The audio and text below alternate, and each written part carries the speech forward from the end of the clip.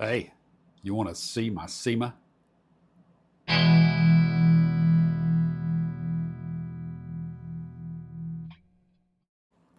everybody, welcome back to the Humble Horologist. I know it's not a Monday, but I tried, all right? At least I'm recording this on a Monday. So, what I want to show you today is a watch that I've had now for right at 30 years. It is a watch that my wife purchased for me back in 95. It was either 94, 95, 96. I can't really pin it down anymore, but it was a watch that we got at a very reputable, very high end. I mean, they sold Patek Philippe, if that tells you anything. Uh, but a very nice jewelry store. And this SEMA cost in 1995 $550, and it's a quartz. So they were a very respectable brand at the time. But unfortunately, as things happen, even though this was a Swiss made watch, and SEMA is a Swiss company founded in 1862, as things happen, they sell out or get bought out and get resold. And now, as you take a look at the website, their watches just don't really have much soul about them. Even though they're still made in Switzerland, I think there's just something missing. And I believe you'll be able to tell by looking at mine that I'm going to show you here in just a second. But who owns SEMA now? Well, China. Some Chinese company owns them. Even though they're still made in Switzerland, there's a Chinese company that owns it. And I think they're the ones that are doing their advertising. Because as you can look, I find this very humorous. Here we read, "Be brave, comma, to go through the ups and downs of the life journey. Believe that only through the passage of time, comma, can one truly grasp the profound meaning of life." I don't think they know their English very well. It goes on to say, "Just as each timepiece by SEMA, comma, stands as a testament to the brand's dedication to precision, comma, intricate detail, comma, and innovative design, period." It's an incomplete sentence. Well, at least SEMA knows a little bit about time, I guess. I can respect that. But this watch is a beautiful watch. SEMA used to be, like I said, a very, very well respected brand. Even Sir Winston Churchill was known to wear a SEMA. SEMA also, according to their website, and I'm just the messenger, I don't know this for a fact, but according to their website, they were the first ones to create a waterproof wristwatch. But they were also known for making thin watches. At one point, they had one that was less than 2 millimeters thick. That's pretty thin even by today's standards. And going along with that, the watch that I have today to show you is also very thin at just 7 millimeters. So, as others say, let's flip the camera and take a look at this watch. So here we have my 30-year-old SEMA Quartz. It has really been through the ringer. It has gone through a whole lot to be in as good a shape as it is right now. I don't know what's going on with my camera, but it is just going back and forth. But anyway, as you can see, this is a quartz SEMA. If you look down at the bottom, you see that it says Swiss made. I'll get some close-up shots of this in just a second. We'll look at the indices and the dial a little bit closer. But it is just a basic three-hand watch with a date. The white date is, you know, I don't know what to say about that. It doesn't look bad, but I could see how it could have been better if it had been color matched maybe, but it does stand out in a way. But it is gold plated. I'm assuming stainless steel. But the gold plating, I know that there are some types of plating, electroplating, that wears off. This one has not worn off. So it's a really good quality. Inside now, I'm not going to take the case back off. But if I were to take it off, I've seen it once off at the jewelry store where it was bought. And it does have an ETA quartz movement in it. And I was told this was one of the better ETA movements. I don't know what it is, but I'm not going to take that case back off. The last time I tried, well, I've never been able to get it off. I had to take it to a watch repair shop to get it off, and they had to, it was a challenge. So this sucker is sealed pretty darn well.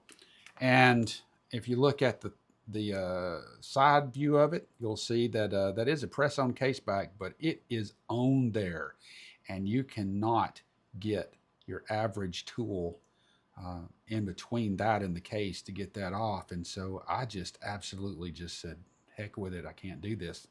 But anyway, look how thin that is, and also look at the condition of the case. I mean, it has held up very well for 30 years, wouldn't you say?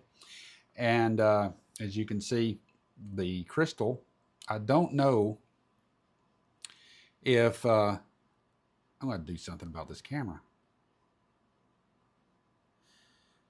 I don't know if the crystal is sapphire or not.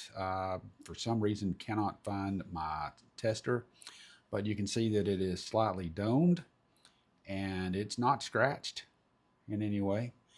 It is still clear. So it's held up pretty well. It has a case that is 34 millimeter, has push down crown, of course. It is a 34 millimeter case and has a lug width of 18, and it is a 41 lug to lug. So if that gives you the size, it is a classic size for a dress watch. Now, the strap that's on this, I want to zoom out a little bit. It'll let me. Yeah. The strap that is on this, the heat just turned on. The strap that's on this is not the original. The original literally rotted away. I don't know if I said this earlier, but I had to have this replaced. And the watch, though, held up very well. So this is not the original strap, but it is a nice strap that's on it. So what do you think? Oh, isn't that pretty? Let's take a look at it really close. So up close, you can see that there is, I would say it is a painted dial. I mean, it could be enameled, I'm not sure, but it is a very beautiful black dial. I do have a few little scratches there, right there on the top of the glass. That could probably be buffed out, I'm not sure, but it's not really seeable from, or noticeable, you know, from far away. There might be a little bit of corrosion. Yeah, there's just a little bit of corrosion, I think, or maybe that's just a reflection on the hands. So maybe I'm still good to go on that, because there was a little moisture that got into it when it was in storage, but we're talking years in a wet box. I mean, who can complain that it, you know, I mean, look at the way it is now. It's great. So you have, now these are, I did look up in some different, and I was able to find out that the indices, all the paint, you know, that's on the dial is actual gold. I like the cutout in the dial. Now that makes me wonder. I wonder if this is is it a brass dial? I mean, could it be made out of gold? Because that's cut out. And so that's in the dial there. It's cut out, the date to, you know, bordering the date window. So I don't know. Look at the back again so you can see what it is on the back. So if you're interested, there are definitely some places that you can find some SEMA watches. I believe there's even one. There's a place I found on online that actually has some that are new old stock. They're in the original packaging that are available for sale, but they're in Europe, Germany, I believe. So maybe you have a SEMA though that you'd like to share or talk about, but I like mine. I'm not going to get rid of this one. It's just one that is going to be with me forever, and I like it. And it's nice to have something that's not a dive watch. So what do you think? You like it? You can't have it. But if you can find another one like it somewhere else, I would highly advise pick it up. It's a great watch. And so I can't really speak about any other SEMA, but at least this one has done me very well and gone through a whole lot more than any Timex I've ever owned. So if you haven't already, please like, please subscribe to this channel. It would help out a lot. I would love to see this channel grow. But, if it just stays the way it is, so be it. I'll still have fun. We'll have a few friends come over and look at watches and call it a day.